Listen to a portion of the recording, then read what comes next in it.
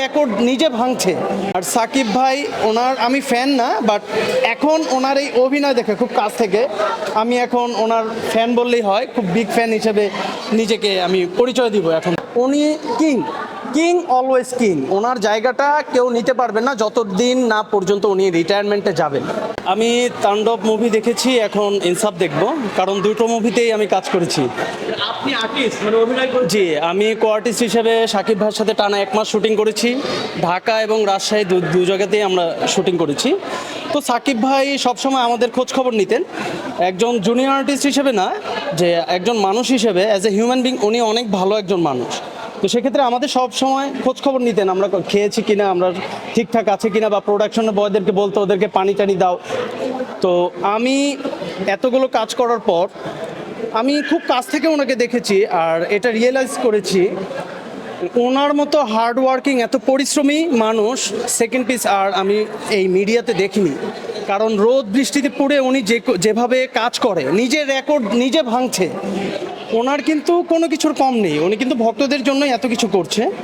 একজন মানুষ হিসাবে, পরিশ্রমী মানুষ হিসাবে উনি কাজ করছে, আর ওনাকে দেখে আমরা শিখছি কিভাবে আমরা আগাতে পারবো। পরিশ্রম মানুষকে কোন পর্যায়ে নিয়ে যায়, একজন মানুষ তার নিজেকে কোন পর্যায়ে নিয়ে যাচ্ছে, সেই জিনিসটা কিন্তু আমরা দেখছি। এতটা হার্ড ওয়ার্কিং করার পরও উনি কিন্তু ওনার নিজেকে বারবার করে প্রমাণ করছে। আমি সর্বশেষ এইটুকু বলতে পারবো, নিজে অভিনয় করেছি এজন্য না, বাট তাণ্ডব মুভিটা আপনারা দেখবেন, কারণ যদি তামিল থ্রিলার মুভি আপনারা দেখেন, যদি ওইরকম কোনো ফিলের কোনো বাংলাদেশে ফার্স্ট কোনো মুভি এসে থাকে, সেটা তাণ্ডব। না দেখলে বুঝবেন না, শেষে যে একটা টুইস্ট, ওই টুইস্টটাই আপনাদের মনে করে রাখবে। মানে আপনি এটা, এই মুভিটা আপনাদের মাথা থেকে বের হবে না। আর সাকিব ভাই ওনার আমি ফ্যান না, বাট এখন ওনার এই অভিনয় দেখে খুব কাছ থেকে আমি এখন ওনার ফ্যান বললেই হয়, খুব বিগ ফ্যান হিসেবে নিজেকে আমি পরিচয় দিব এখন থেকে।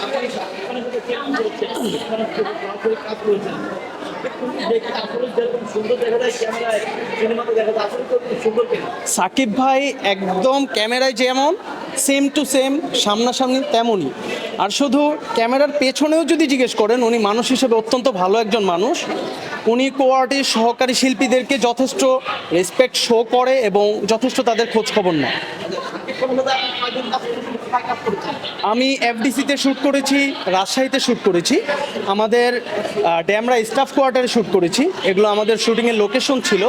আমাকে কাস্টিং করেছেন রিফাত ভাই, স্বাধীন ভাই, ওনারা কাস্টিং ডিরেক্টর হিসেবে ছিলেন। আর এই মুভিতে কাজ করে আমি নিজেকে ধন্য মনে করি, কারণ এইরকম মুভি বাংলাদেশে এর আগে কখনো আসেনি, আর আসবে বলে মনে হয় না। আপনারা তাণ্ডব মুভিটা অবশ্যই দেখবেন, এটা আমি আশা রাখি।